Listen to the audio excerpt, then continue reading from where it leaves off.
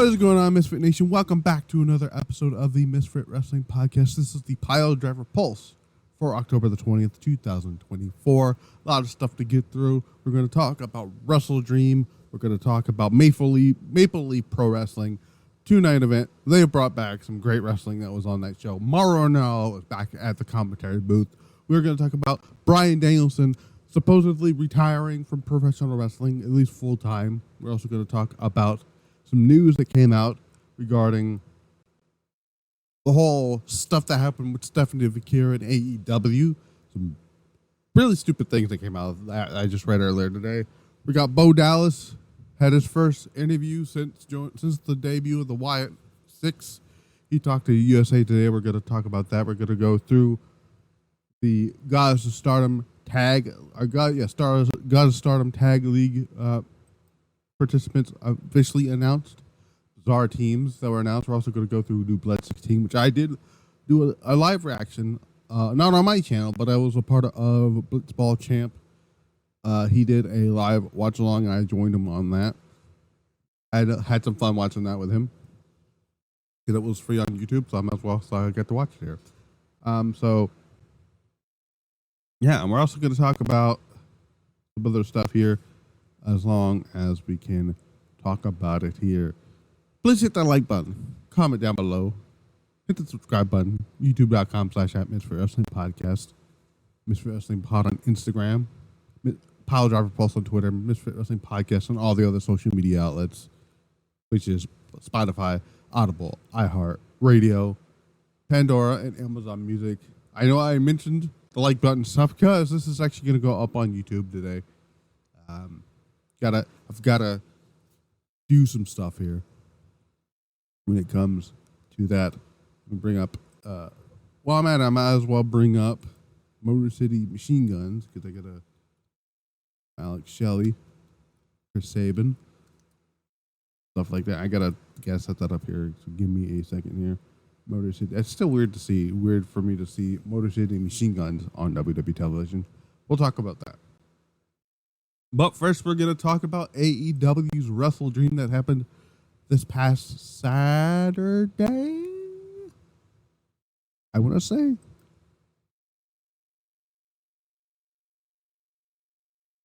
Was it this past Saturday? No, yes, it was this past Saturday. Not last night, but the Saturday before. This was the first pay-per-view I didn't watch because I didn't watch it. I watched it. I just didn't order it because I'm uninterested in AEW product, if I'm being completely honest. But I have to talk about it because it's what I do on the show here. What I did love on the show was the opening match. Jay White defeating Hangman Adam Page in an excellent opening match. Jay White is back. I'm so glad Jay White is back. We're in babyface Jay White mode here. We saw on Dynamite that Jay White took on, oh my God, who did Jay White? Christian Cage in the main event. And lost because of Hangman Page. So they're going to continue that. I don't know when they're going to get, hopefully they're going to give Jay White a shot at the AEW Championship and actually win it. And if I'm being honest here, I'm going to make my suggestion here, but I don't think I don't think Jay White's going to be signed with AEW when his contract is up with AEW. He signed with AEW this year. Right? No, it was last year. Yeah, it was last year. So I don't see him resigning when his contract is up. It's just how I see it. I don't give a damn if anybody else doesn't think that as well. So yeah, and we'll talk about that. Let's talk about some other stuff that happened on the show. We've seen Mariah May defeat Willow Nightingale in a really good match. They're obviously holding out Mariah May's next big challenger for possibly World's End and hopefully Hida Shirakawa. I don't think Mina's going to win the championship from Mariah May. I think they're going to save that for Jamie Hayter eventually whenever they decide to use Jamie Hayter. Um, but but this is a decent match here with Willow Nightingale and Mariah May. So yeah, a disappointing match here. I don't love Shibata, but god dang, Jack Perry is boring as fuck. Moving on. My favorite match of the entire show, the real main event in my honest opinion here, Konosuke Takeshita finally winning a singles championship, a championship in general in AEW, defeating Will Ospreay and Ricochet to become the international champion. This match was excellent. 5-star match, obviously. Match of the year candidate. Will Ospreay's in a lot of match of the year candidates this year, if you noticed. Konosuke Takeshita, I believe this might be his first. Actually, his second, actually. No, might be his first in my list. But he's in another one that happened last night, and he's also going to be in another one because I did watch the main event of Maple Leaf Pro Wrestling Night 2, Forge and Excellence. We'll talk about that when we get there. But I'm so happy for Takeshita. He absolutely deserves the push that he's getting right now. So I'm happy for that. What I wasn't happy with Hologram versus the Beast Mortos going 16:45. And a match that didn't belong on the show. At this point here is when the show fell off, in my opinion, because they had, for no apparent reason, and I get it, they were in Swerve's hometown. They had, for whatever reason, had a 10-minute segment. I think it was a 10-minute segment. I don't fucking know how long that segment was. With Swerve, Swerve, Prince Nana, MVP, and Shelton Benjamin. This did not need to be on the show. For one thing, there was no Bobby Lashley on the show in this segment at all. So they kind of like wasted time here. Okay. Then when they did try to do something like this again on Wednesday, they weren't even in the same segment. I'm like, what? Who cares, right? I don't care about the Hurt Business. Okay, I don't. And I said this. I've been saying this for months now.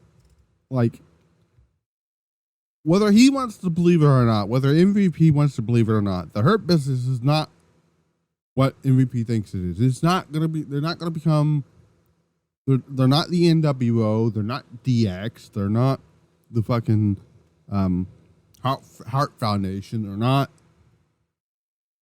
What's that group? They're not the Undisputed Era. They're not the Bullet Club. They're not fucking the Elite. They're not fucking the Judgment Day. They're not. None of those. They're not the Bloodline. Okay. The ratings showed when they were together that the people did not give a shit about. I did not actually care that much about the Hurt Business as much as people say they did. Because if they did, the ratings would have improved. They didn't. Okay, sorry. Bobby Lashley. I don't think Bobby Lashley is going to do very well in AEW just because. I've just seen how they've treated a lot of former AEW talent that's come over. There are only like maybe a handful of former WWE guys have come over from WWE to AEW that's at least succeeded. I'm not going to count Chris Jericho. Chris Jericho is unfortunately Chris Jericho.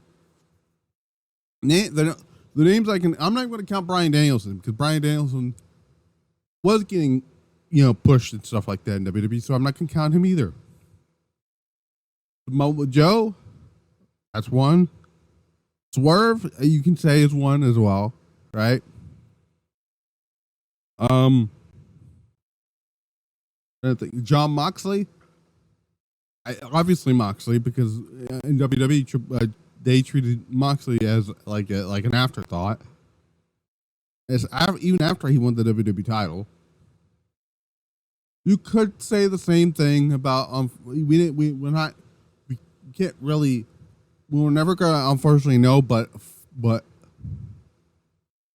the year that he was there until he passed, Brody Lee, right? Let's look at this AEW roster right here, right? And we're gonna I can't say Adam Cole. Adam Cole probably would have done a better job in WWE, right? I can't say Malachi Black because Malachi Black, for at least during the Cody feud, sure.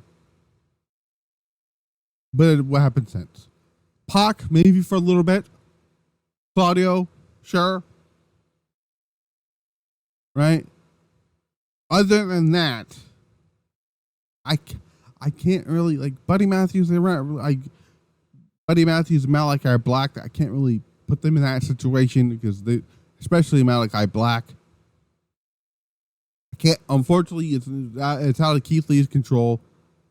Keith Lee obviously is dealing with, health issues, so I can't say that one. Let me look at. I'm trying to look at some of the other. Athena, even though she's in AEW, not AEW, the Ring of Honor, she's doing much better than she did. But again, there's not a lot of people. It's not a lot of names when you think about. Mercedes Moné came in, has not been a big fucking deal. Soraya, whatever the fuck you want to call her. Paige, she came out of retirement. No one cares. Mercedes has had one of the worst runs of any, probably one of the worst runs of any former WWE talent that's come over from WWE to AEW. Followed by Soraya. Toni Storm is another one that's doing very well for herself. I don't know why WWE, especially Triple H, when she went to regular NXT, didn't do very much with Toni Storm. And now look at her. Let's be real. Excuse me. It's a rarity that that a lot of the WWE talent, that goes over, they're gonna be treated well. Ricochet being treated fine now. What about 6 months from now?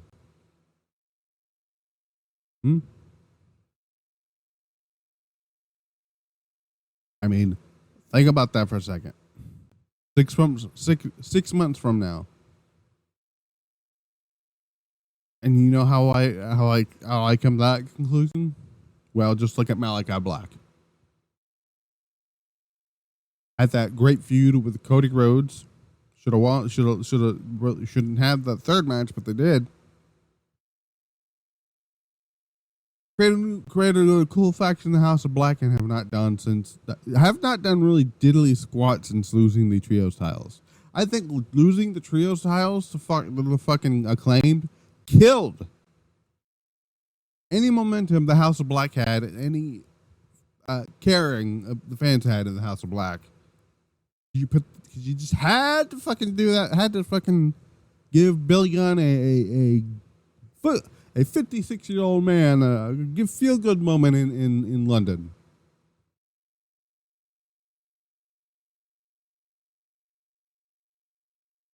AEW at that point is pretty much gutted majority of New Japan's big talent. They took Jay White, they took Okada, they took Kota Ibushi left on his own accord, but they took Okada, they took Kenny Omega, they took Jay White, they took fucking, who else did they took? Will Ospreay. At some point, they're probably going to take Shingo Takagi as well, and fucking Zack Sabre Jr. Whether he says it or not, he will absolutely eventually go to AEW or WWE. You know why? Moolah. The money talks. Money talks, motherfuckers. Money talks, and you guys should know that. But like I said, this show fell off completely. The Beast Mortos versus Hologram should have Could have been on Dynamite or Rampage. Well, what's left of that, or Collision. Darby Allin versus Brody King. Could have been on Dynamite. Darby Allin stupidly lost his world title match to Jon Moxley. So at that point, Darby Allin didn't have no business being on the show. Brody King's another one I can see leaving with Malachi when Malachi's contract expires. The Young Bucks versus Private Party, I didn't give a shit. I haven't cared about Private Party in like 2-3 years, and AEW hasn't given me a reason to care about Private Party. And Dynamite did nothing to ensure me that I should care about Private Party, because like, what the fuck is the end game? We'll talk about that in a second here. I think the Lord's Mark Briscoe beat Chris Jericho to retain the ROH title, and for some fucking reason they're going to give Chris Jericho another shot at the Ring of Honor title. Why? I don't fucking have a clue. Jon Moxley retired Bryan Danielson. I didn't really care for this match, if I'm being completely honest here. This match was kind of boring. I was more invested in their match that they had at Revolution a few years ago, when they beat the fucking snot out of each other, and then William Regal came walking out. I think the match they had at Grand Slam last year was even better than this. Actually, let's look at. Actually, that's a good question. Let's look at. Actually, that's a good question. Let's look at Grand Slam. Let's look at Grand Slam here. Grand Slam last year had a better match here. If you can find it. Grand Slam. Let me see. Ooh. Here we go. Yeah, see, this was better. This match was better. This wasn't 36 minutes long either. Which is funny because Jon Moxley beat him for the championship there too. So, what is the end game of this, right? I swear to Christ, and I have nothing against Josh Alexander. Not Josh Alexander's a different Josh wrestler. Josh Barnett. If the quote unquote higher power that they keep talking about is Josh Barnett, this whole storyline, you can just flush it down the toilet. Right down the sink. They've already jumped the gun with the story, because here's one other thing that pissed me off about that main event. Moxley wins the championship, right? They do this whole fucking thing with Wheeler Yuta. That was another thing that pissed me off. They kind of ended the show for just Wheeler Yuta to turn heel, right? Whatever. They're having all this happen. The heels are being, all tough and shit, and then they have, then they thought they ran from Jeff Jarrett. Yes, Jeff fucking Jarrett.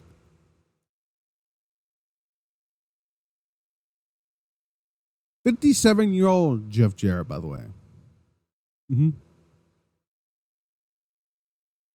The AEW World Champion, the new AEW World Champion, who's supposed to be this badass heel, ran from Jeff fucking Jarrett and Private Party. And I'm supposed to care?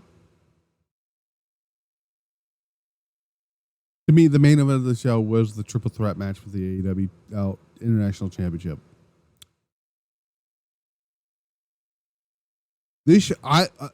Had the show ended after that match there, I would have said this was one of the best shows of the year. Because up until that point, this show, outside of maybe Jack Perry, this show was doing great. And they just had to interject the fucking Hurt Business bullshit.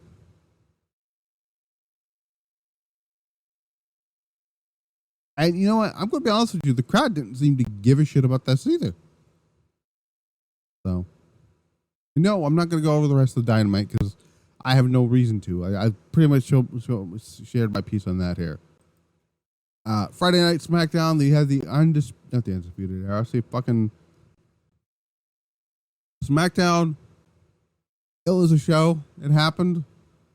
I do know that next week on SmackDown, or this coming week on SmackDown in Brooklyn, we're going to have DIY versus Motor City Machine Guns. The winner is going to take on GOD for the WWE Tag Team titles. I'm like, that match is going to cook. Yes, the Motor City Machine Guns. They had a theme. I'm not too thrilled about it.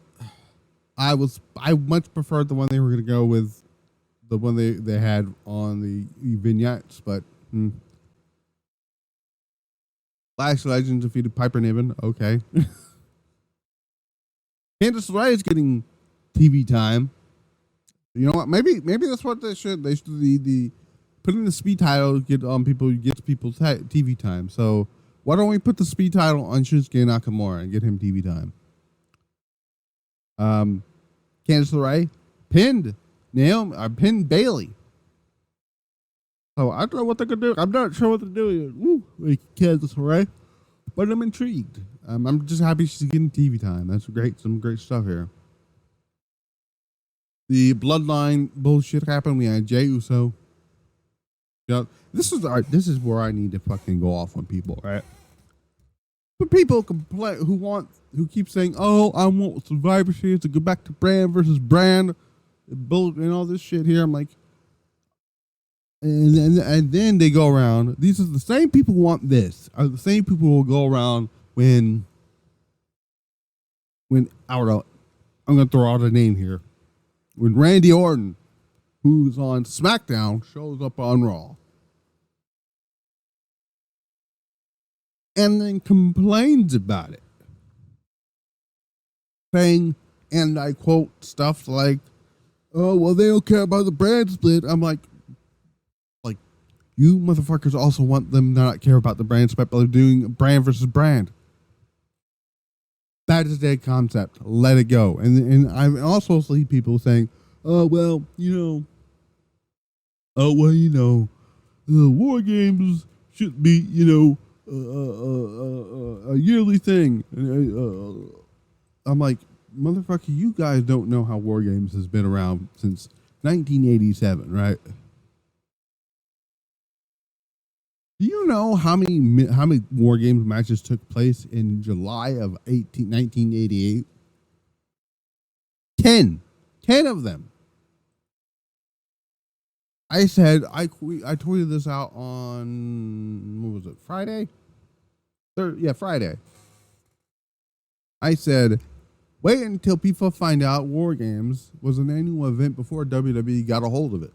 The match has been happening every year under NWA/WCW. But you never hear those people complain about that, do you? I said, in 1987, there was 4 War Games matches, 10 War Games matches that took place in July of 1988, 5 in 1991, and then from 1992 to 1998 is when it moved to an annual event. So stop with the quote, War Games shouldn't be an annual event.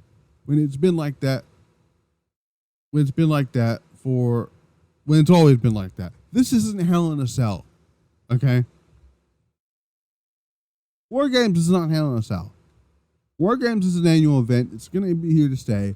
The Survivor Series matches are dead. Vince McMahon killed the concept of the Survivor Series when he fucking did Survivor Series brand warfare every fucking week on SmackDown or Raw.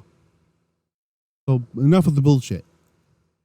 The Survivor Series elimination matches are not coming back. Move the fuck on with it. Anyway, Jey Uso did his shit on SmackDown, basically saying things like, why are you bringing the tongue into the bloodline? There's a reason why we stay away from Jacob Fatu. And it makes Jacob Fatu look like a badass, which I'm all for. Right?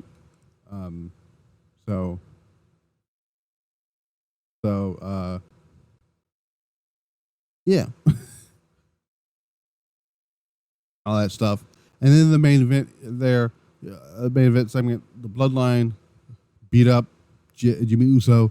Roman obviously didn't give a shit about it. He cared more about Ula Fala. I guess he was nowhere to be seen. That's right, Jey Uso. Jey Uso is probably gonna get screwed out of the Intercontinental Championship on Raw.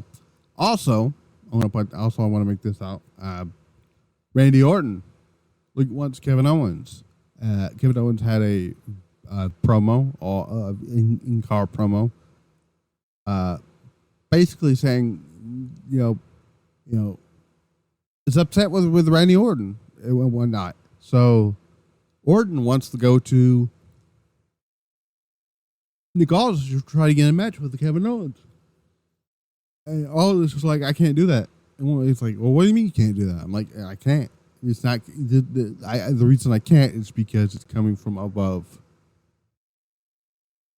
meaning Triple H. And he's like, well, now I know who I got to talk to. So at some point, maybe next week in Brooklyn for SmackDown, you might have a face to face with Randy Orton and I'm sorry, John Cena.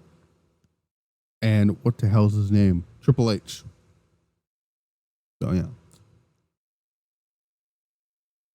Maple Leaf Pro Wrestling is back. Yes. They brought back with this is coming after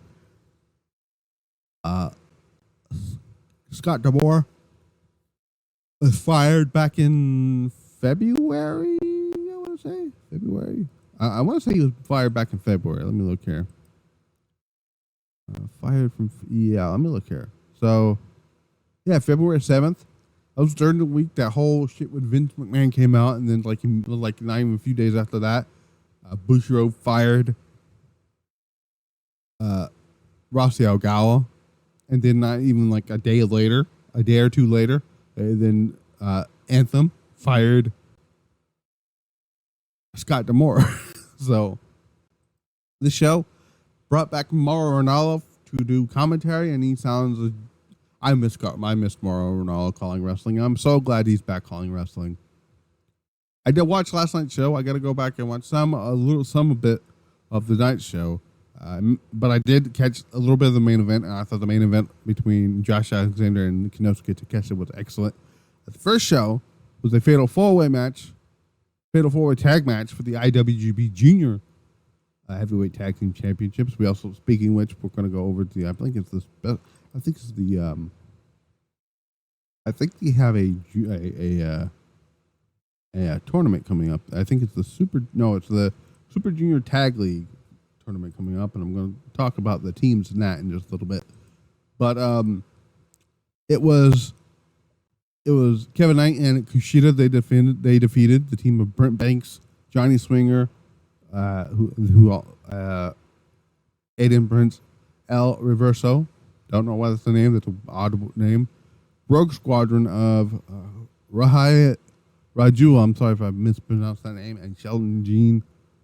This match was really good. Kushida's great. I just love Kushida. Kevin Knight, he's grown on me a little bit. I've always been a fan of Kushida though. Johnny Swinger is old. Let's see. Johnny Swinger's not old, but he's 49, and I remember Johnny Swinger during the days of WCW when he was a part of. I think he was in the flock, but I'm not entirely sure. Was he? Was Johnny Swinger in the flock? I'm not sure on that one. Let me look. Johnny Swinger. Let me look here. I could have sworn this man was in the flock, but I'm not entirely sure. Okay, maybe not. I thought he was. Apparently not. Anyways, Aiden Prince, I don't know too much about, but all I know is he wrestles for TNA apparently. And he's a Canadian boy, so there's that. So yeah. Fun little match here. Kevin Knight and Kushida on their way to the Super Junior Tag League, which we're going to go over the teams for that in just a little bit here. Giselle Shaw shockingly defeated Miyu Yamashita. I was not expecting that. A lot of people weren't. A lot of people were. There were some upset about it, some not.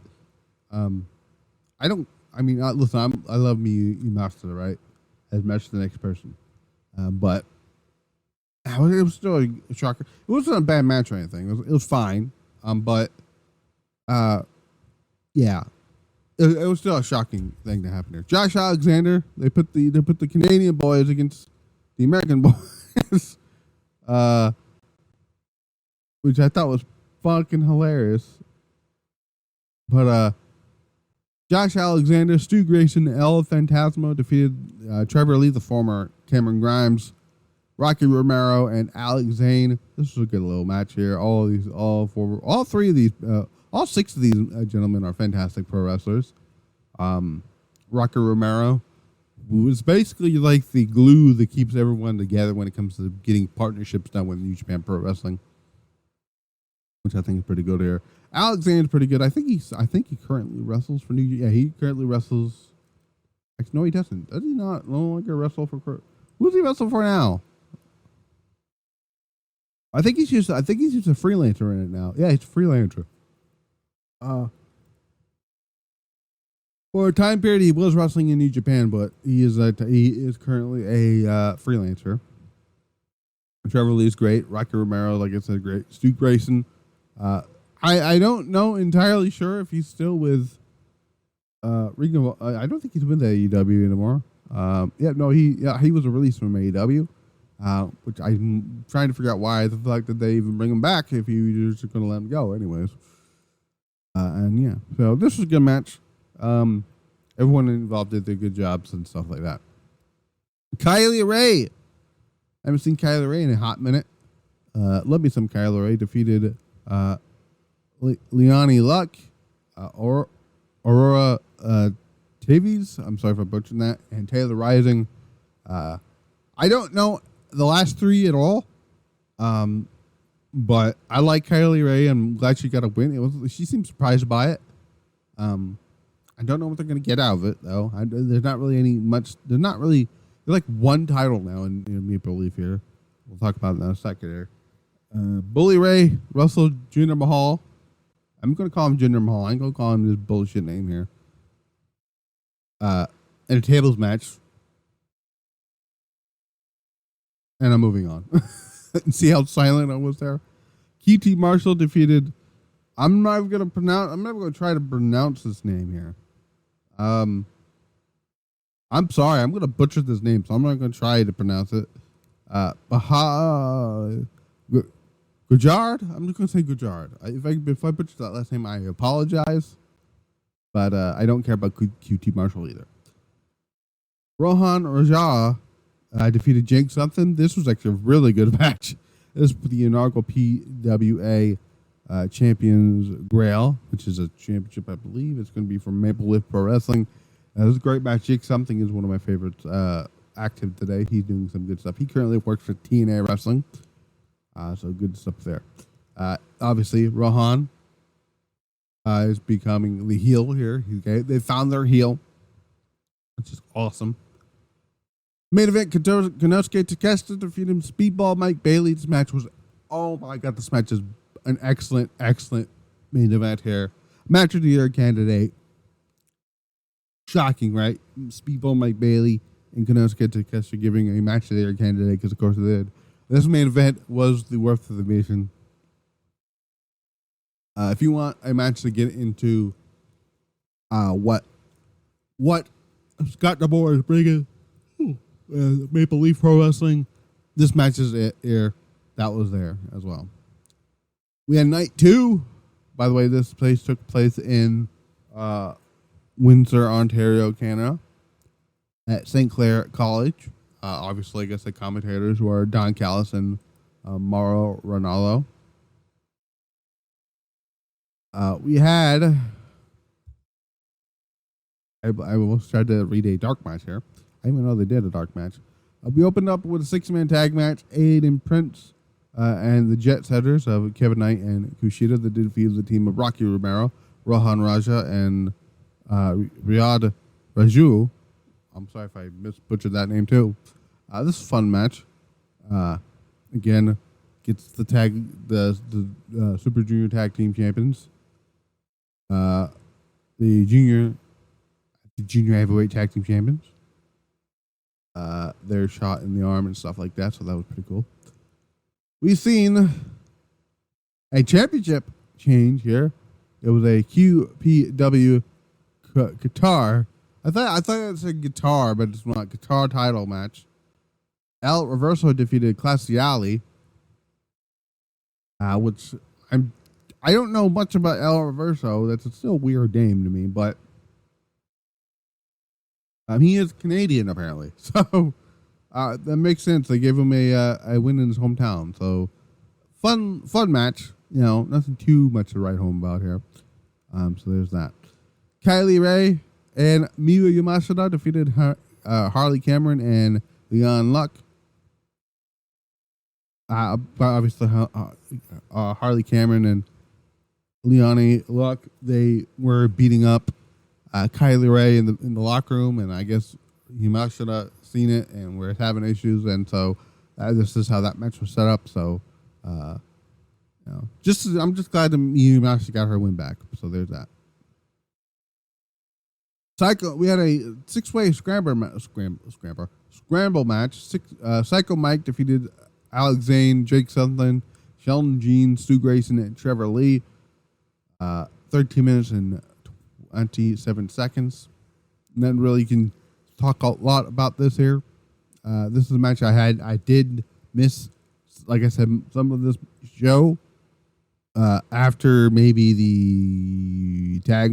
I think it was after the QPW guitar title match. I missed I caught Speedball and El Phantasmo, but I missed the two scramble match and tag match here. So, but congratulations, Mike. Almost Mike Bailey. Psycho Mike. Speedball Mike Bailey defeated El Phantasmo. Speedball Mike Bailey is a fantastic wrestler. So is El Phantasmo. I talked about that. I said that in the first night of the show. Great stuff here. Something I don't care about is Bully Ray and QT Marshall matches. So moving along with that. Athena defeated Yashel Shaw, which is a really good match. Athena was finally let out of her Ring of Honor cage by Tony Khan. Finally gets to wrestle on a match that isn't in Ring of Honor.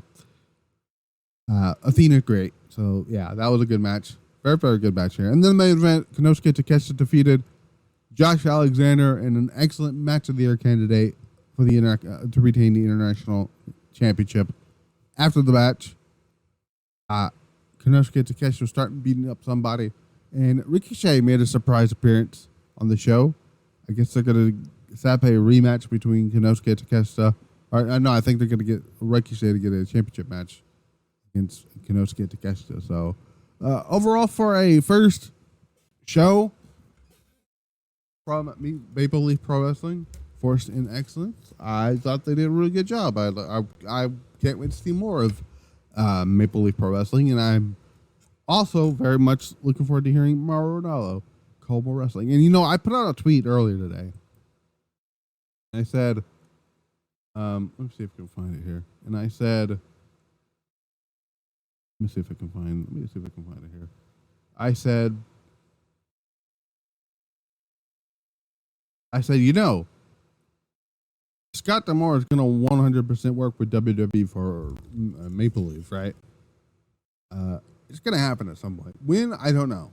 But I wouldn't be surprised if someone like Chelsea Green went over to Maple Leaf and had a match or two with some of the ladies over there. So, yeah. So there is that. Let's go into some news now. Dynamite this week. We're going to go into some of the stuff here. Obviously, we've got the...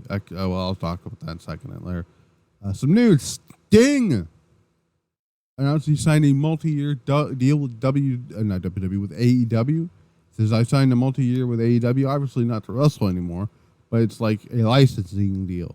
Like a Legends deal, if you want to call it that. So I'll do appearances with them on and off, depending on what they want. So, you know, you'll see action figures, I say video game appearances. I'd rather them not do any more video games.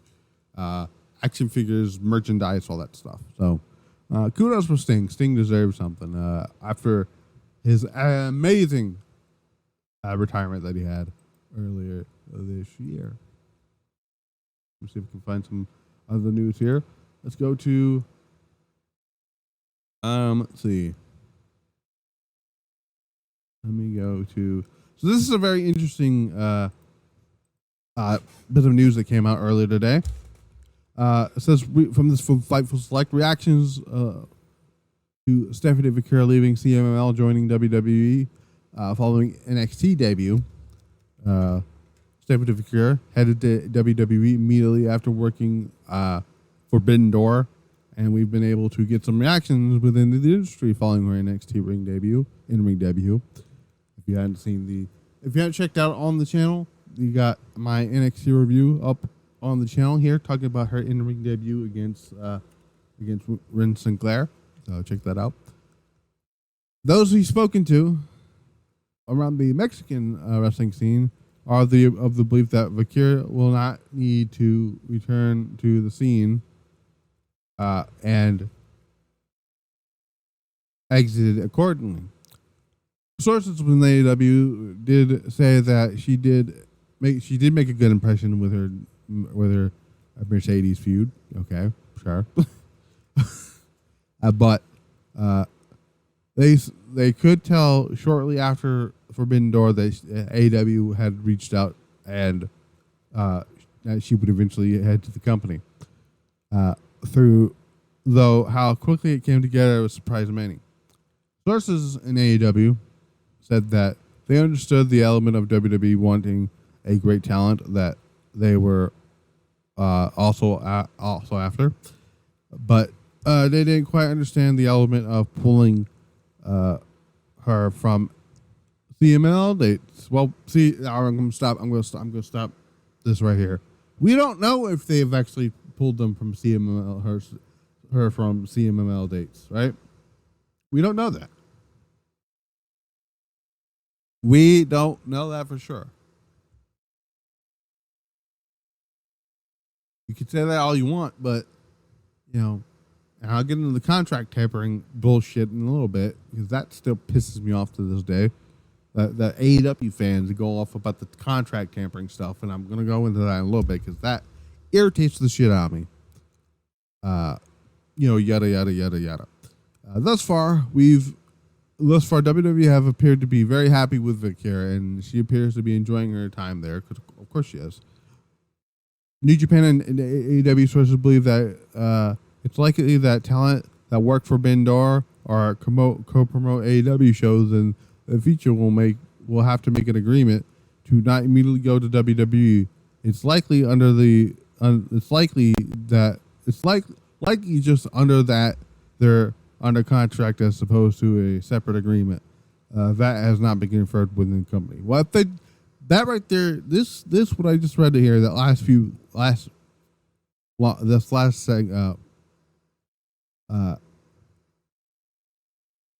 sentence, right, paragraph, is bullshit. It doesn't matter what you do. You can't force somebody to sign a fucking an agreement, just because you don't want them going to AEW or WWE, right? You can't do that with somebody who's not under contract with you. They couldn't do that with Stephanie Vaquero because she wasn't signed to the New Japan. He was a CMLL signed talent. Here's another thing, right? And I'm gonna make this very clear for the Stardom fans out there. Just because they're with Bushiroad, Stardom doesn't mean they're signed to New Japan Pro Wrestling. Right? So let's say this is gonna be hypothetical, right? Let's say I'm gonna throw a name out here, Micah, right? Let's say Micah does Forbidden Door, right? Next year, right? Then she says, after that, I want to go to WWE. I want to leave and go to WWE, right? You can't force her not to sign a thing to go there because she's not a New Japan contracted talent. She's not a New AEW contracted talent. She's a contracted to Stardom. If she wants to leave Stardom to go to WWE, she should be more than free to do that.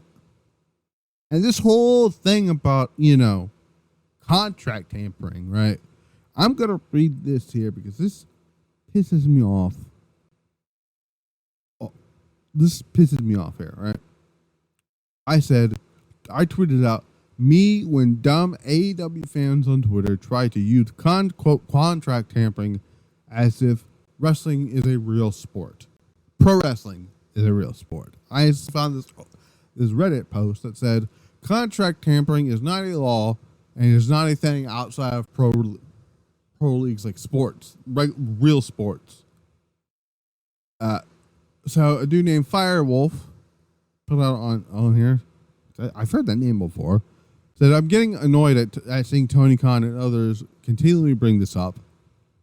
Tampering is not a law that exists in the United States and is only a rule that the pro leagues, the NFL, the NBA, the NHL, the NBL, those professional leagues of actual sports invented to protect rich owners' money from other rich owners' money.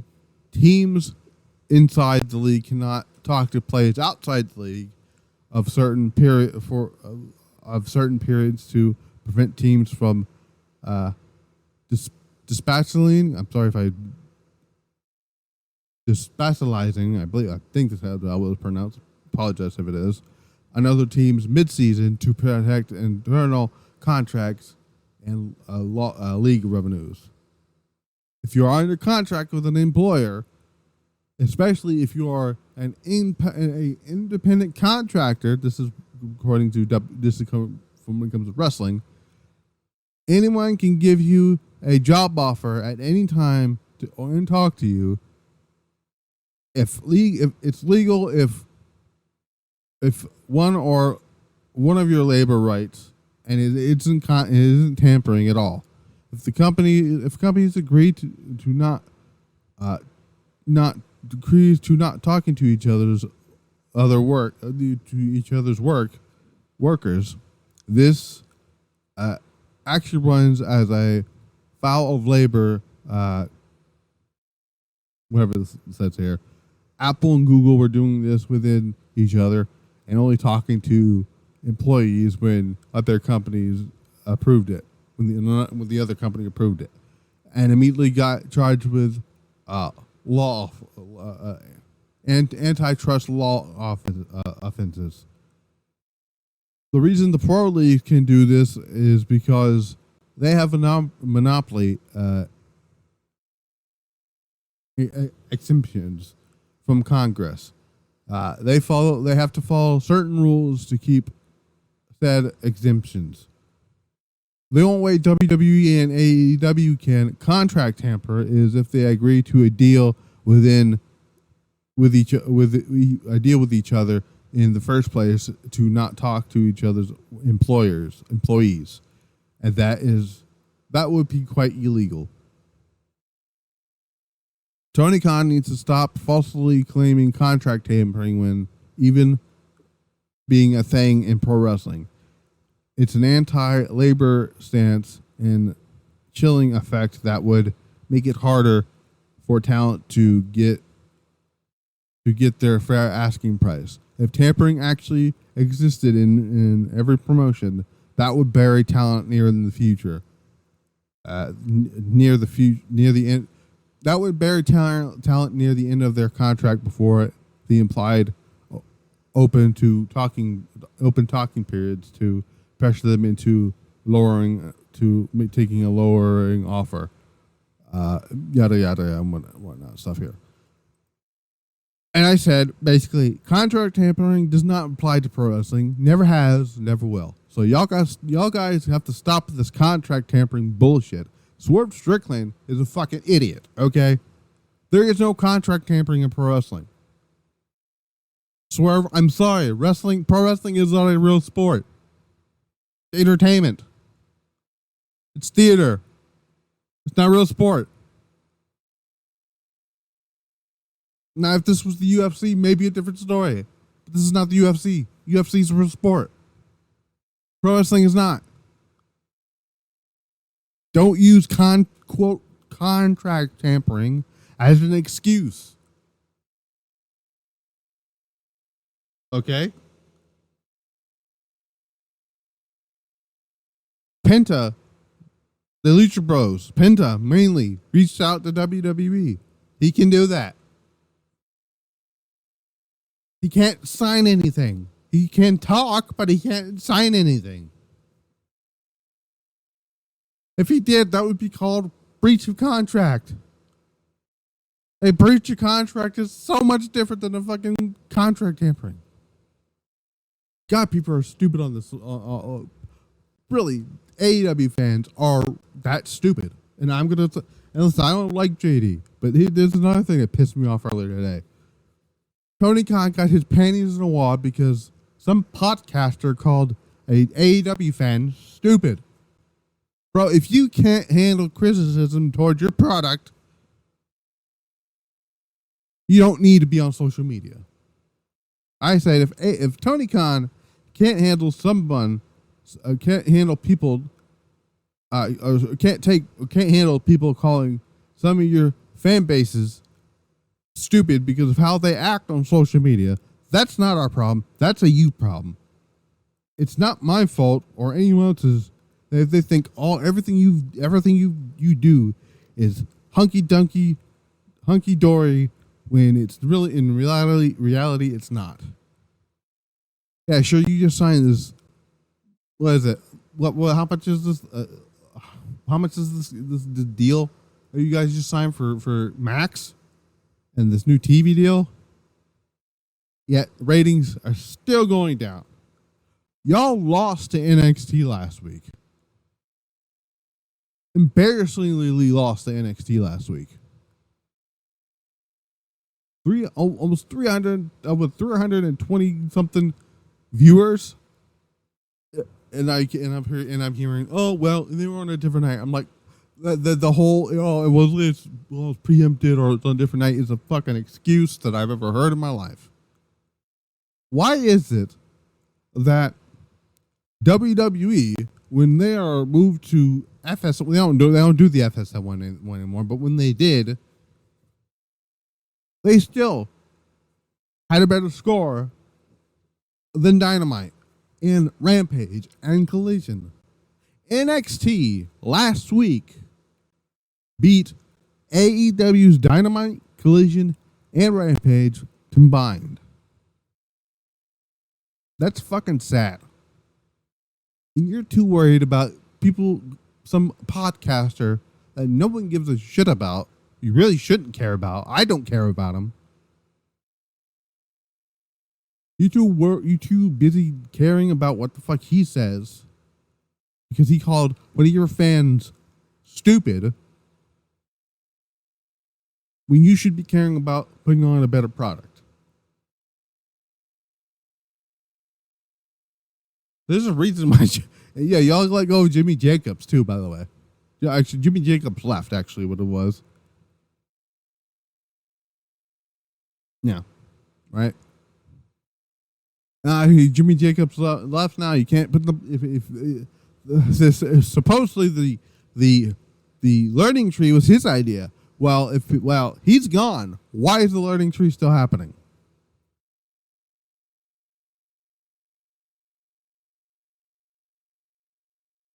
If it was his idea, they should have canned it. They should have canned it after WrestleDream. I guarantee you, it wasn't Chris. I guarantee you, it was Chris Jericho's idea because Chris Jericho is not that fucking creative anymore. The last creative thing Chris Jericho ever did in this business was the list. The Painmaker is fucking terrible. All right. The Inner Circle kind of sucked. Right? The Jericho Appreciation Society was worse. No one cares about Chris Jericho anymore. You had you. Why do you need? Why should you care if somebody else wants to go to WWE? You shouldn't care that the Lucha Brothers don't want to be there anymore. Or you should care if they don't want to be there, just let them go. Why do you care that they want to go to WWE? Why do you care if any of the talent you bring in want to go to WWE? And here's another thing I want to know. Why is it? Why is it because it was why is Stephanie McCure that you all of a sudden gave a fuck about people who immediately go to WWE, but when it happened to Dragon Lee, y'all gave zero fucks. Dragon Lee had some type of match, not like in AEW, and then he had the match with CMLL, and they immediately won the tag titles, and then they immediately said they signed a contract with WWE, and then immediately vacated the championships. Oh, but I didn't hear any of that shit from Tony Khan. Well, I mean, yeah, he was upset about it, but he didn't. But I didn't hear no report saying, "Oh well, now we gotta make sure people sign an agreement not to jump to WWE immediately." Like who? What the fuck?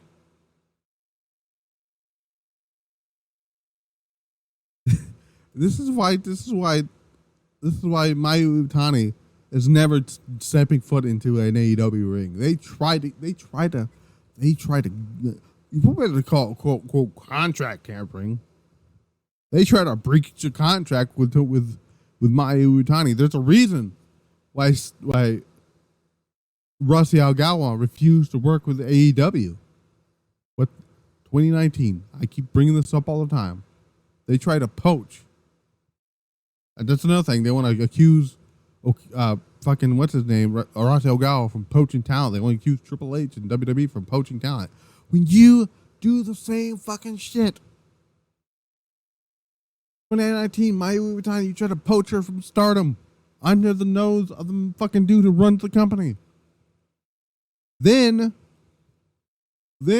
last year, you waited the day his contract expired, Edge's contract expired with WWE, to sign him. Jesus Christ, Tony Khan, you're a fucking idiot. Worry about your own product. Don't worry about what other people think on social media. Can you imagine if I went online today and I got into a fight, an online fight with fucking Triple H? You know how ridiculous that would look? There's a reason why Shawn Michaels, Triple H, and at one time Vince, he's barely on social media. Who gives a fuck about Vince? But my point is, there's a reason why people like these people have fucking PR people doing their. I'm sure Triple H is on Twitter scrolling, but I don't think he's gonna fucking tweet out, you're a fucking idiot for saying my company sucks or whatever, right? Tony Khan, this is the same Tony Khan, by the way, that a couple of months ago. When did the Undertaker show up on NXT? Right? When did this happen? This was last year. This is a year ago. A year ago. October the 10th, 2023. This happened when they had to do the same Title Tuesday shit, right? They lost. They got the shit kicked out of them in the ratings. And Tony Khan went on this tirade of a fucking when he didn't need to. He went on a tirade about them getting the Undertaker and well, they didn't have CM Punk yet, but when they had the Undertaker and John Cena and Cody Rhodes and whoever the fuck else was on this show. I don't remember who else was on the show. Shit, I don't remember who else appeared on the show. Oh, they had Asuka on the show too. He went on this fucking tirade about this shit. He was silent last week because he knows He knows if he had started up another shitstorm, people went after him. The stuff with Jinder Mahal was kind of fucking stupid too. All of it was dumb. Jinder Mahal match didn't happen because if that didn't happen, Seth Rollins would have been a healthy fucking motherfucker going into WrestleMania. So that's on Triple H. But still, Tony Khan needs to fucking just stop being a little pussy on Twitter about everything. It's pissing me off with him. If you're gonna fucking be a man, you don't act like it on social media. It's fair clear you don't. Sure. Does JD from New York either? Not really, no. But I've seen people saying, oh well, he handled it well. I'm like, no the fuck he didn't. Him handling it would have been not acknowledging it. That's what I would. If I was running AEW, would I give a fuck what he says about my product? Not really. Should I care that he said called one of my fans stupid? No.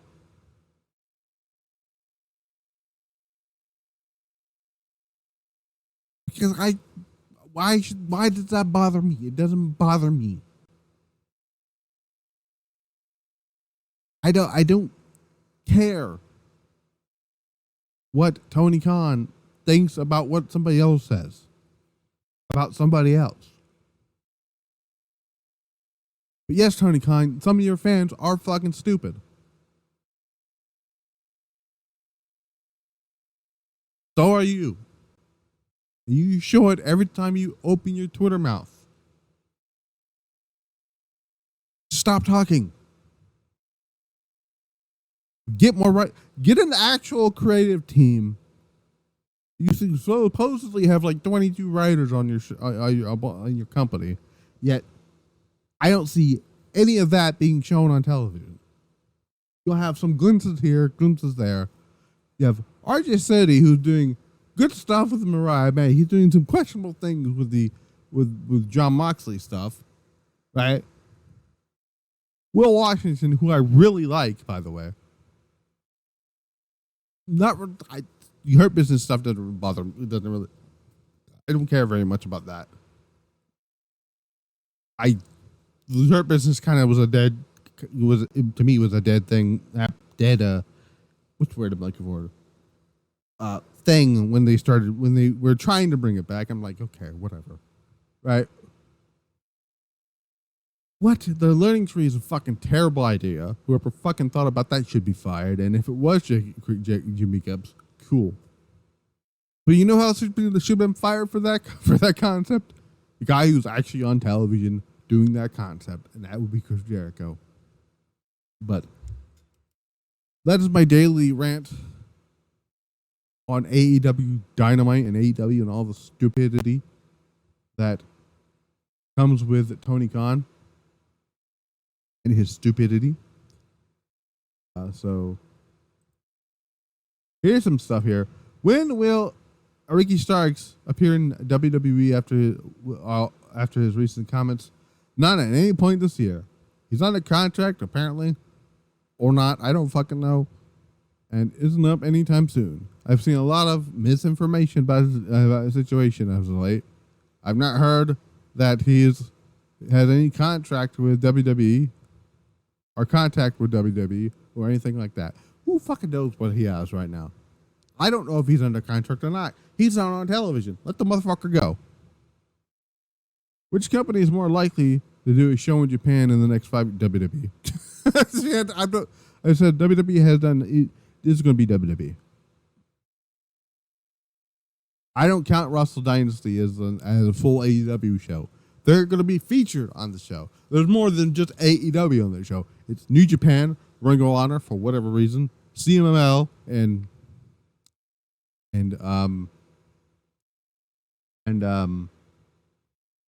what the fuck is the other one? Now I got to hold on. Let me see what this is. CMLL. There's another one. I'm trying to fucking remember what it is. Dynasty. Is it? Oh my god, this is gonna fucking. No, it's just CMLL. Okay. Oh, it's Stardom. That's the other one. For some reason, I couldn't think of it here. But it's gonna be WWE, right? And I got that news. I got that news before fucking WrestleVotes did, or whoever fucking came up with that. I think it was WrestleVotes. I had to. I listen. I have Japan sources. I almost do Japan sources, but I have sources in Japan, very good ones. For example, when this is before when they announced that they were going to do Marigo was going to do the show called Summer Destiny, and when it comes to find out that Utami was not going to wrestle for the Marigo World Title, and I said, well, that's because she's going to wrestle Io Sky on that show, and I found out about that match WrestleMania weekend. That match was being discussed. This was before Marty Gold was announced as a promotion. I don't know when did Marty Gold be in? When was Marty Gold? Marty Gold was officially announced on April the 15th. So that was when April 15th. And WrestleMania was when? Was it April 7th, right? Yeah, so it was the following week. April 15th, it was on a Monday. That was a week after WrestleMania, right? And during that week of WrestleMania, I had heard and found out about this match with Utami and Io. And I broke the news to one of my friends here, Blitzball, who I told first about it, and said it's going to be Io and Utami at the show at the Summer Destiny show. And I did say I wouldn't be surprised if Kairi is on that show. She was there, so I wasn't technically wrong there, but she didn't wrestle. I do believe they're gonna try to bring her in for First Dream in January. At least that's the plan. They want to bring that in and possibly bring back Julia for that show as well. Julia is another one. I did actually find out about that because that's that story as well. Before Julia debuted officially for NXT at what was it, No Mercy? I believe it was that Friday or that Thursday before before No Mercy. I said the plan is to have Julia debut at No Mercy and her challenge Roxanne Perez for the NXT Women's Championship on the first show on the CW in Chicago. And what happened? Boom. That was it. Shinsuke Nakamura, I did say that Shinsuke Nakamura is going to be brought back for a Pro Wrestling Noah show at some point.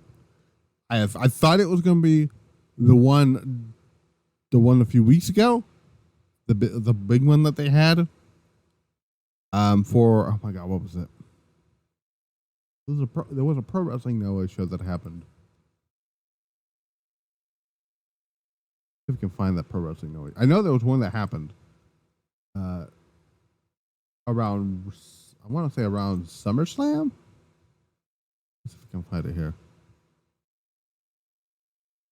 Let me see. Noah, I'm trying to find it here. Give me a second.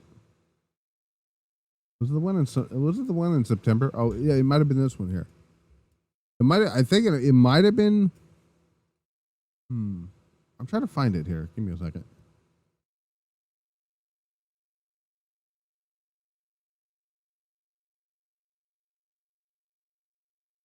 I'm trying to find it here. I know it's in here. Give me a second.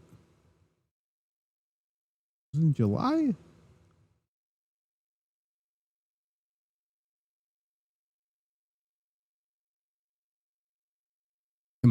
You know what? Actually, so before it was, so I didn't know. Okay, so before it was announced it was going to be AJ Styles, I had heard that they wanted to bring in Nakamura for the Destination show. That obviously didn't happen. It ended up being AJ Styles, but Nakamura is going to is going to going to be on the show for what the fuck is that damn show that's coming up? Oh my god. What the fuck is that show that's coming up on January 1st? Oh, the January 1st show, the New Year's Day show. He's gonna wrestle. Oh my god, I forgot his name. But anyway, I do got Japanese sources, so and I was told that they do plan on doing a show in Japan. Probably maybe next year is what I heard. WWE, that is. It would be treated as like Beast in the East show. That would also be at Ryogoku Corrigan Hall, Suma Hall.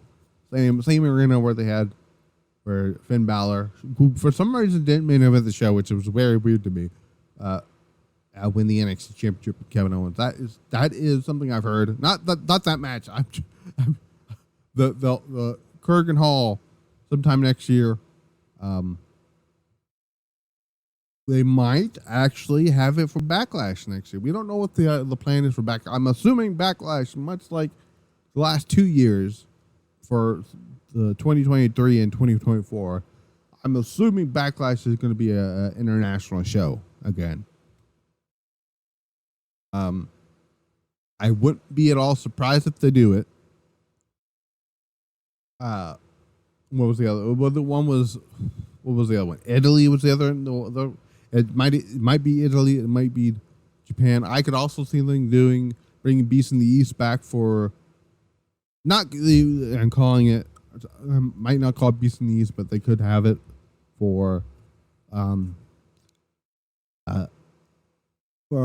replace Bash in Berlin, because I don't think they're gonna do Bash in Berlin again next year. I think they want to keep certain international PLEs special. Speaking of which, the Elimination Chamber looks to be getting London. Maybe not London, maybe Birmingham. All I know is the UK is supposedly getting Elimination Chamber next year, which I'm perfectly fine with, because oh my god, I hated getting up at 5 o'clock in the morning to watch the one in Perth, Australia, right? I have no problem watching the ones in Japan, right? Because those shows are usually on at like 3 o'clock in the morning, and I'm usually still up around those times, because I will watch Stardom and New Japan, and sometimes Noah, and maybe Marty Gold, and maybe if I can, Tokyo Joshi Pro, right? But the Perth ones I can't stand for. The Australian shows, I'm sorry. I really listen. Nothing against Australia. I just don't want them to have another show for a while. Y'all can have a live event all y'all want, right? Y'all can have a live event. Y'all can also have a show taped, a Raw or SmackDown taped in Australia. But for God's sakes, at least for a little while, no PLEs in Australia, please. Let's see. Let me see what other news I have here before I get into some previews and stuff here. When does Jon Moxley's contract expire? He's not going back to WWE. I can already tell you that right now. He's going to at least 2027, 5-year contract, all that stuff here.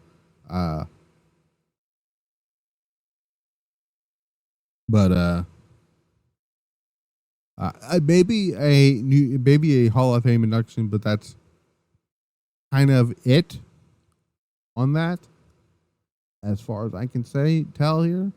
I'm trying to see if anything else here is of note before I go to. Oh, here's some things. MSG. So, update on a potential Madison Square Garden show later this year. WWE's December 26th show at Madison Square Garden has yet to be announced, as it's Usually is a tradition how WWE announced set out press release, dropping live events and TV schedules for Raw, SmackDown. They also had the live events and, for some odd reason, had Halloween Havoc listed there. Throughout the end of the year, there is still no MSG show announced for December 26th, though they could announce that at some point. I think they're going to announce that at some point here, but we'll see. We'll see when it comes to that. So yeah, let me see if I can find. There was another story about. Oh, by the way, the whole thing with Brock Lesnar is bullshit. Again, listen. I have nothing but respect for Bill Apter, but never use Bill Apter as a source when it comes to, fucking saying, oh well, I heard that there's talks with bringing Brock Lesnar back up, and no, there's not. I knew immediately there's bullshit there. But let me see if I can find. Let me see if I can find that story. There was a story that I was trying to find about. Oh, Joe Henry kind of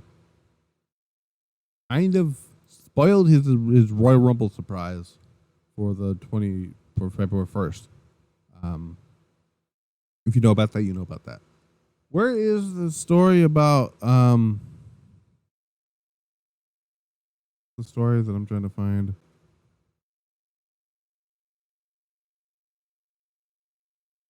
Where is the story? Okay, this is a funny story here. All right, so I might as well bring this in here. I just popped it up. This is about Saya Kamatani, which this is a pretty funny story here. So this is pretty funny. I'm going to read it out here. So Saya Kamatani says watching wrestling in America inspired her to turn heel. This is actually funny. I like this. It's quite amusing here. She says, I don't feel like I've fallen into the dark side at all. No kidding. When I wrestled in Philadelphia and watched local matches, I was able to see professional wrestling on a world-class scale.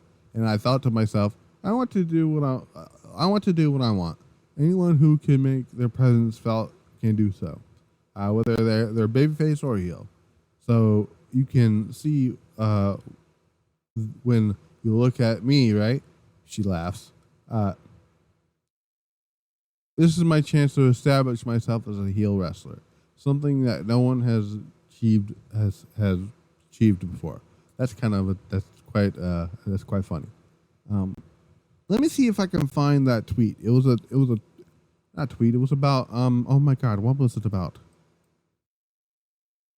Yeah, it was about Raw Netflix arena or something. I'm trying to find it here.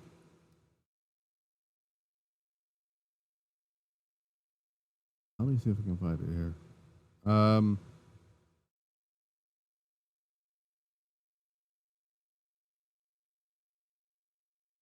trying to find the tweet, right? It's about the arena. I'm trying to find the damn thing here.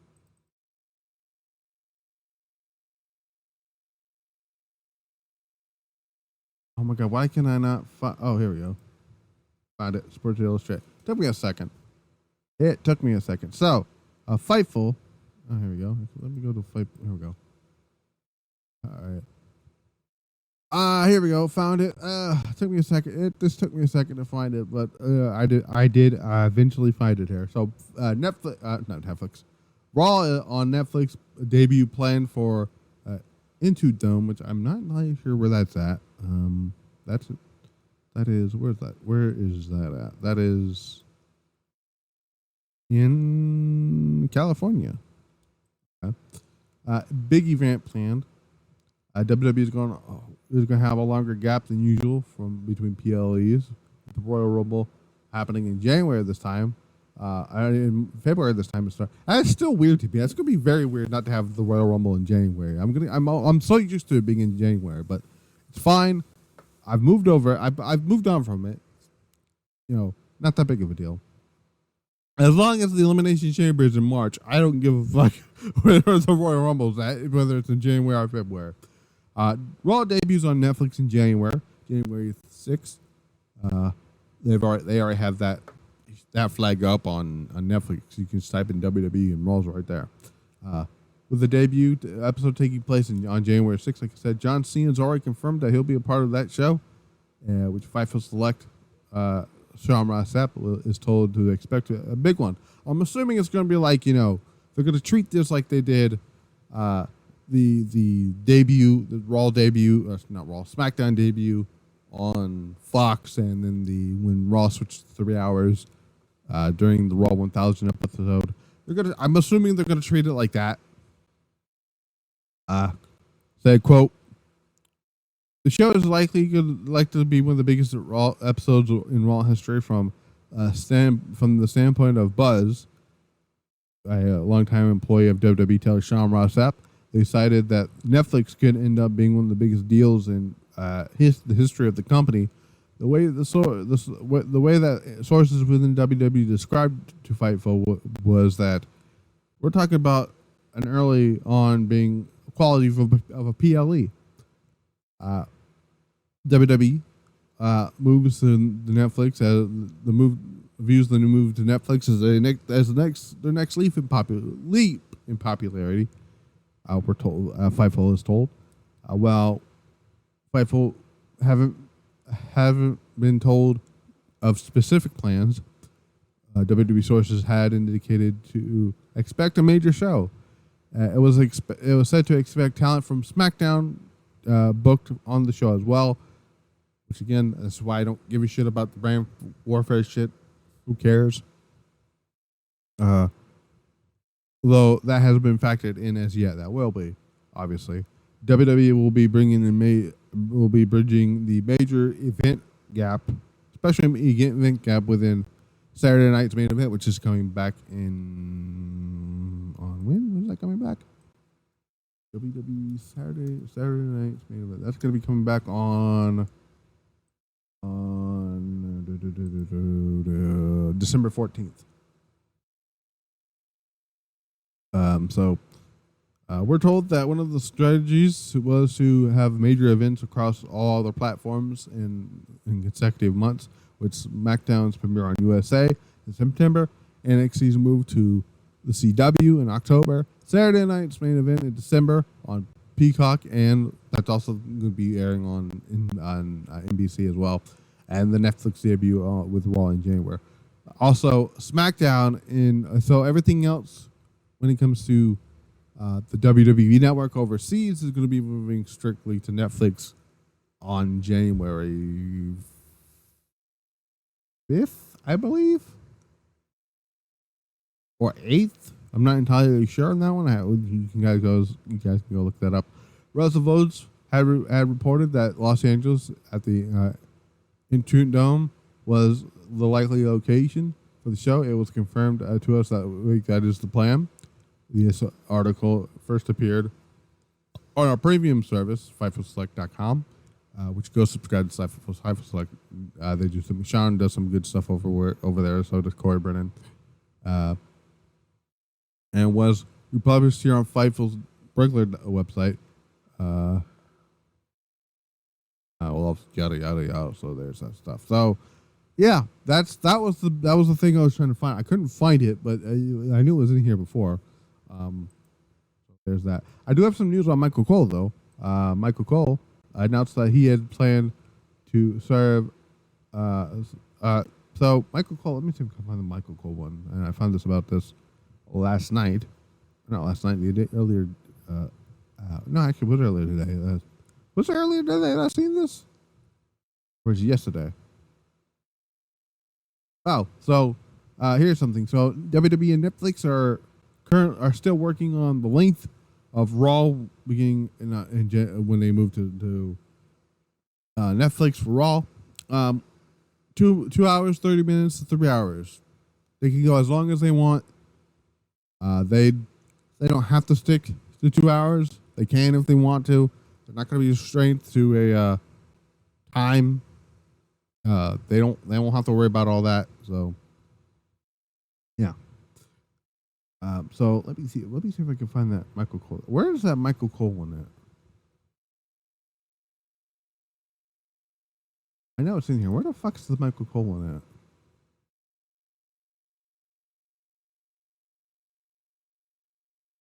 Where is it? Well, anyway, here it is. Michael Cole has announced that he still has plenty to offer after signing a long-term contract with WWE. He's currently on vacation in Mexico. He's set to return to Raw in January when the show transfers to Netflix. Translations to Netflix. He's going to be along with Pat McAfee and Joe Tessitore, who's doing a fantastic job with Wade Barrett on Raw. Those two will move over with Corey Graves onto SmackDown. So, yeah, there is that. Bo Dallas. Let's talk about Bo Dallas here. Bo Dallas had an interview.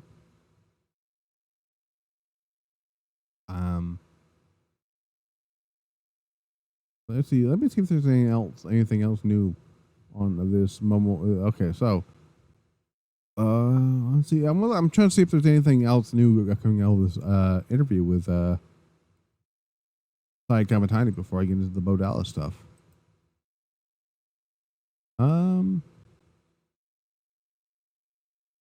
Okay, so here's an interesting one. So, Sai Kamatani says she doesn't want to use the Phoenix Splash. So this is very interesting. Sai Kamatani says, and I quote, "This is the first time I've said this, but the term Star Crusher actually has the meaning of destroying the stars of Stardom. As the name suggests, I'm starting to destroy everyone now." Right? She laughs. The Phoenix Splash is the move that made me who I am. So I'd be lying if I said I don't remember it, but I don't want to use it. I need to rely on it right now. So that is basically all I have for that side of the stuff here. Because we are going to get into the Stardom Tag League stuff in just a little bit here. But let's talk about Bo Dallas. Bo Dallas, the first time since returning as Uncle Howdy, talked to USA Today Sports on Friday. Jordan Mendoza sat down with Wyatt Sicks leader Bo Dallas, saying he and his brother Wyndham Rotunda, known professionally as the late Bray Wyatt, had spent so much time brainstorming ideas for their WWE return. The brothers were like kids again. They were excited, constantly planning, to the point Wyatt, that'd be Wyndham, would text his sibling at 3 a.m. just to tell him something he thought of, which is something we've heard in the Bray Wyatt documentary. I believe he talked to when JoJo would mention this here. All that changed when in August of 2023, Bray Wyatt unfortunately died at the age of 36. The family was devastated. Everybody was devastated. And Dallas thought everything he and his brother had been building for was gone. Even as he dealt with the sudden loss of the WWE icon, Dallas knew that he had to come back to WWE. And he had a while since his last appeared for the company, which was the Go Home show for Extreme Rule. No, Go Home show for Elimination Chamber. I'm gonna say. Yeah, I think it was the Go Home show for Elimination Chamber. I could be wrong on that, but I'm sure somebody's going to correct me on that one here. But here is what Bo Dallas had to say about whether or not he wanted to continue the group. He said, "I didn't know if I wanted to continue without my brother, but as this has gone forward, I realized that he's with me more than ever." Dallas told USA Today Sports, I always loved wrestling, but I thought maybe the passing of my brother might have taken that away from me, but that's been the exact opposite. I thrive off the moment that when the music hits, I step out and I can feel Wyndham still with me.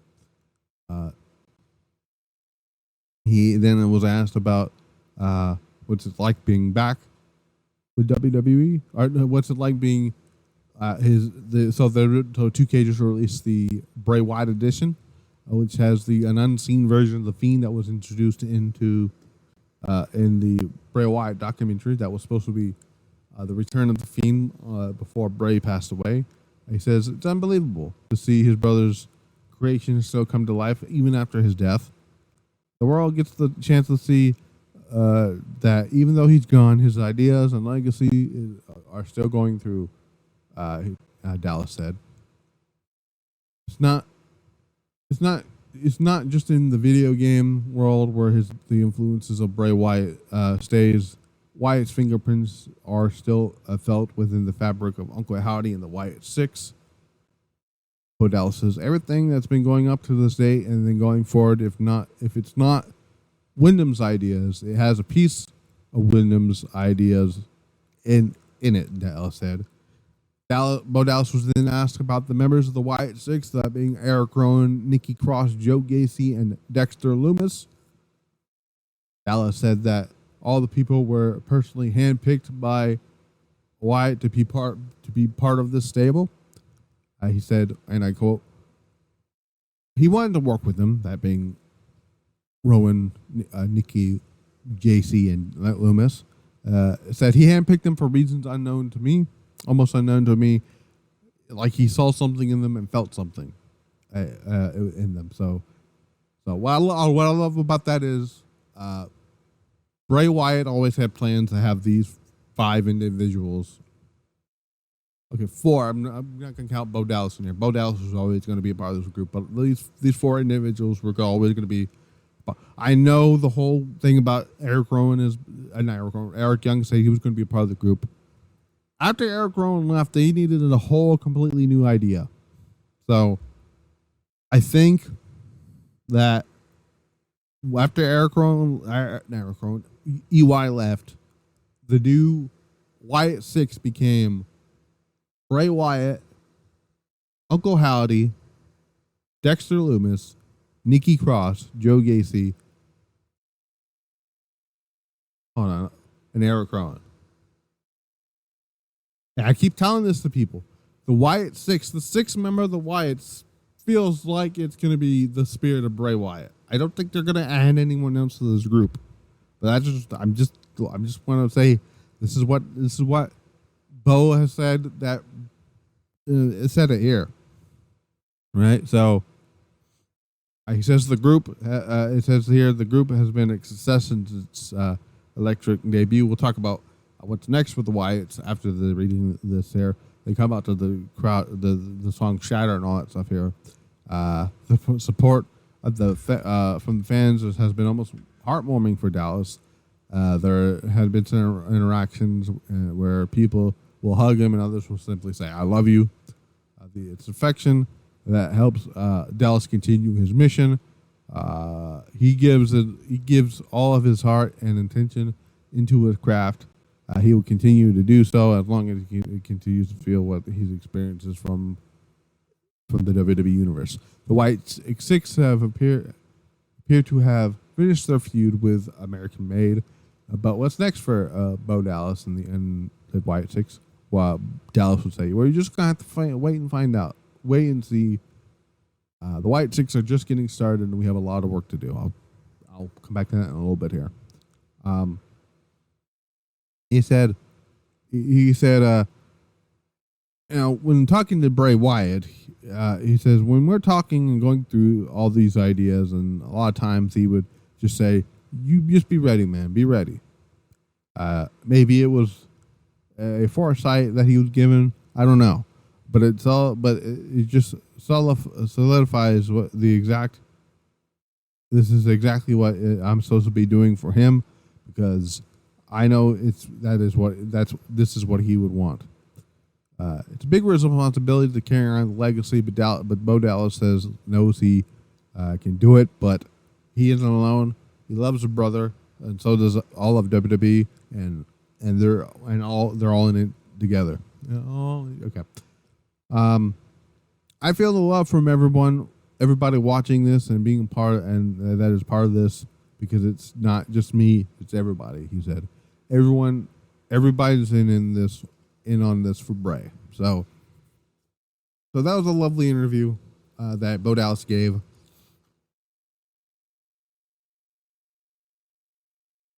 With USA Today.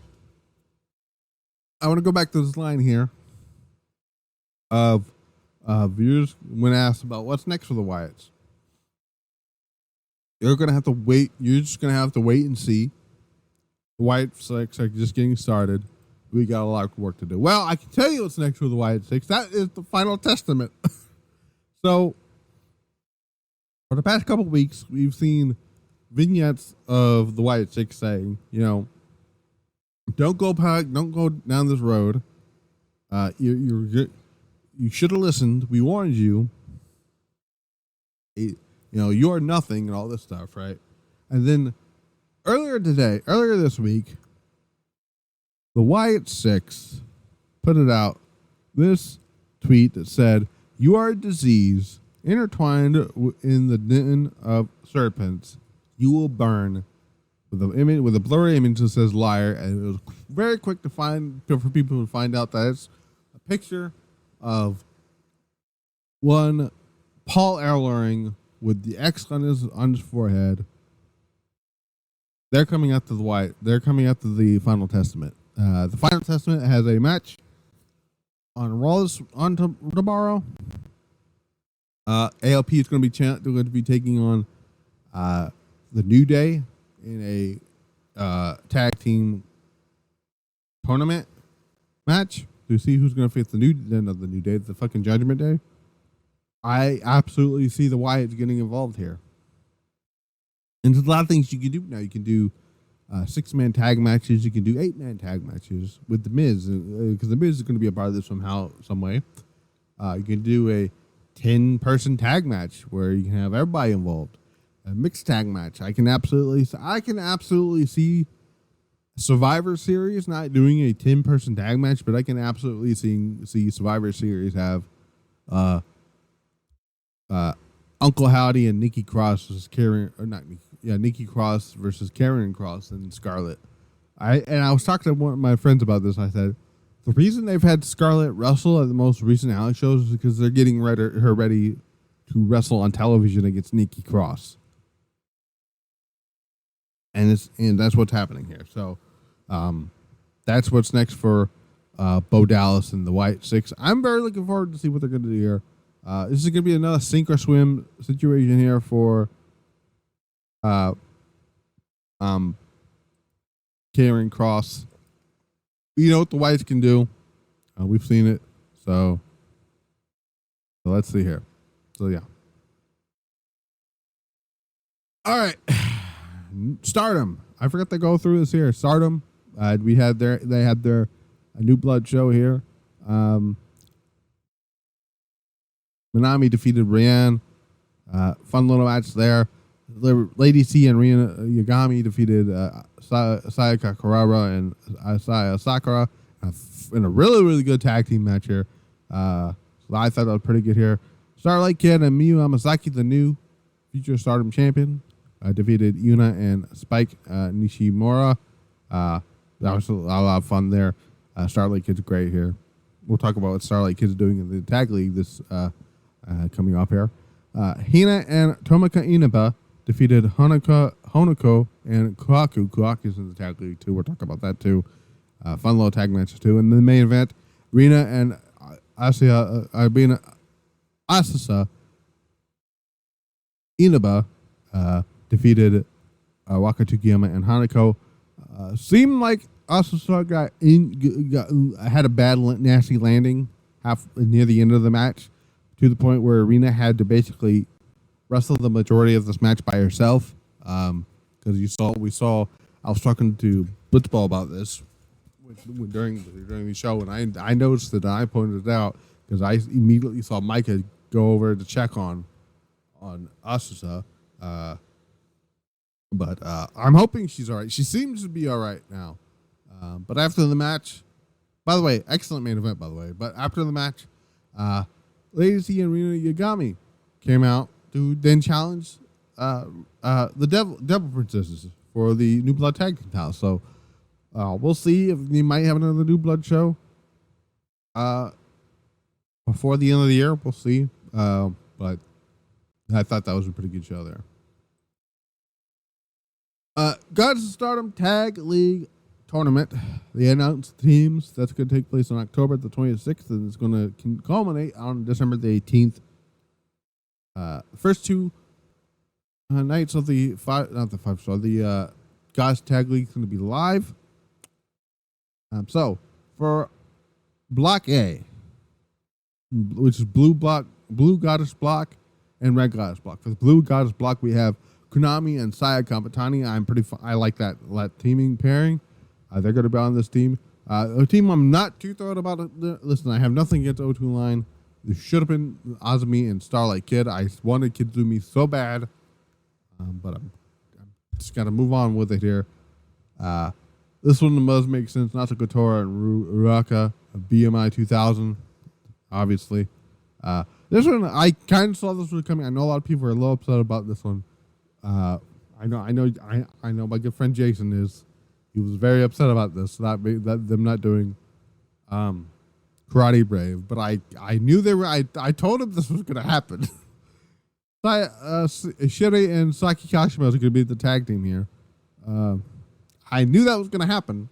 It just made a lot of sense for it to be that, based on what happened after their title defense back at Nagoya, I think. Mike and Hanako, which is a very interesting pairing, but I'm fine with it. They're going to be on here. Mike, of course, won the tag league last year with Mega Bane and the Divine Kingdom. Peach Rock, Mayu Iwatani, and Momo Kogo, who is probably not going to get anything out of this. This is another odd one here. They are not going with Meltear, which is very interesting to me. Tam Nakano and Kurara Sakura. Sayaka Kurara, that's going to be that team there. Aya, Tomika Inaba, and Rina Yagami, which is I believe that was the team that was. No, it wasn't actually. What am I talking about? Very interesting. And I get it. They're just basically doing Karate Babe. We'll see what happens there. And then Fukuoka Double Crazy, Hazuki and Koguma. Poor Koguma doesn't know what's coming for her. They might actually get to the finals. I can't remember exactly what was said. That was the rules. I then forgot. But if you want to know how that's going to be set up here, that is, go to my buddy Blitzball Champ. He's got all that situation in here. We got the Red Goddess Block here. We got Momo Watanabe and Tekla, the current Goddess of Stardom Tag Team Champions. Restart, Natsupoi and Solidiano. Neo Genesis, Starlight Kid and Suzuki. That's an interesting pair, but I don't hate it. I just really want Kizumi, but I'm pretty sure they're going to be good. They're going to do some good stuff here. Wingori, obviously, they were going to be in here. Meisera and Kohaku, that's an interesting one as well. And very interesting they're not doing with Crazy Star this year. Because Crazy Star, I believe, was in last year. Yuna Midozori and Aya Sakura from Cosmic Angels. Rina and Asusa from Hate, the Devil Princess, is going to be in here. God's Eyes, Hina and Lady C is going to be in here. And then Wakatikiyama and Rion from Empress Next Venus. So that is your Tag League teams. Again, October 26th to December 28th of 2024. We'll see what happens. You will see what happens there. Who I think is going to win the tournament? My early pick is Shiri and Saya and Saki Kashima. Um, well, yeah. Yeah, I don't know who they're going to face, but my early pick right now is now they could have Hazuki and Koguma win the tournament and then them go for the tag titles and then lose. Well, I don't know. I don't know who's going to be the tag team champions going in. I just have because I think Momo Watanabe is going to somehow lose the tag team titles with. They're going to still somehow set up that babyface turn for Momo Watanabe. I don't know how they're going to do that yet. Not the best of the Super Juniors. The Super Junior Tag League was announced as well. Here's the A block tournament team. Clark Connors and Drilla Maloney, Sho and Kanemaru, Robbie Eagles and Fujita, Bushi and Hiromu Takahashi, Taguchi and Daya, Tiger Mask and Captain Suicida. That's that A block there. Block B, obviously the Super Junior Tag Team Champion, the Junior Heavyweight Tag Team Champions or whatever is Kushida and Kevin Knight, Francesca Akira, and TJP, Yo and Rocky Romero, the DKC and Ninja Mac, Taiji Ishimori and Robbie X, who is now apparently a part of Bullet Club, and Paris De Silva and Jude London. So those are the teams for the Super Junior Tag League. I don't know who's going to win that one. I couldn't tell you. I have no fucking clue. So don't ask me that. Oh, also, I did want to mention Zack Sabre Jr. is the new IWGP champion. Yeah, I don't want to be on here too much long. I'm about to actually end the show here. But that is basically all I have here. They're going to be doing. Unfortunately, I don't know why they're doing Zack Sabre Jr. versus Shingo Takagi here. I don't know on what planet people want to see fucking Shota Umino or Sonata Sonata obviously getting another shot at the Wrestle Kingdom main event, or Shota Umino. I don't listen. If it's not Jon Moxley facing Shota Umino, I do not give a shit. I really do not care. I don't care. But yeah. Asuka, before I go ahead, Asuka put out a video on her Twitter, or not her Twitter, on her YouTube channel, showing her rehabilitation. She's doing very well. So there's that. Here's Monday Night Raw tomorrow. So, tomorrow, Raw's preview, 2-hour show. We got Jey Uso defending the Intercontinental Championship against Braun Breaker. There's several different ways they can go with this. This is going to be in Philadelphia, by the way. There's a chance that Jey Uso might actually lose because of the bloodline, but we'll see. I'm not entirely sure on that one here. New Day versus the Authors are paying for in the tag team tournament.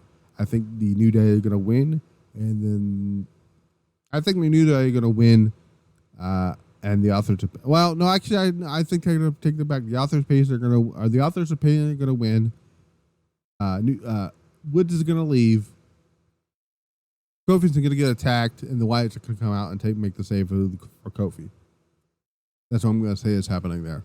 So then to officially set up to eventually kickstart that feud with the Final Testament. Dragon Lee and Rey Mysterio taking on the Creed Brothers. I think the Creed Brothers are going to get the win here. Seth Rollins and Braun Strowman can finally go to face-to-face, which I think are going to set that matchup for Crown Jewel on there. The only thing, so the two things we know for a fact is going to happen next week, this coming week on SmackDown, are DIY versus Motor City Machine Guns, where the one of that match is going to take on Gorillas of Destiny, and then match 7 of Andrade and Carmella Hayes, and I believe something else. Also, we have 2 tag team matches on NXT. Sky Pirates are going to take on Lash Lation and Jakara Jackson, where the Sky Pirates are going to make their NXT return. It'll be the first NXT show for Io Shirai, or Io Sky, whatever you want to call her, since Stand and Deliver 2022. That was over 2 years ago. And the Kairi Sane, who appeared a couple months ago, actually, with Asuka to defend the WWE Women's Tag Team Championships. So then, also, Fatal Influence is going to take on Julia and Stephanie Vicure in a tag team match. So there is that. I don't think I have anything else here to add here. I did want to mention. I sort of want to mention the Unagi stuff. It is quite funny. I'm not entirely sure if Unagi wants to come back or not to Stardom.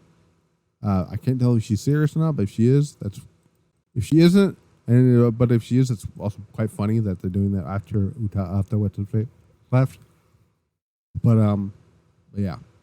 That's basically it. That's all I have to talk about here this week. I will see you guys back here for Monday Night Raw. I've been basically 2 hours of a show here.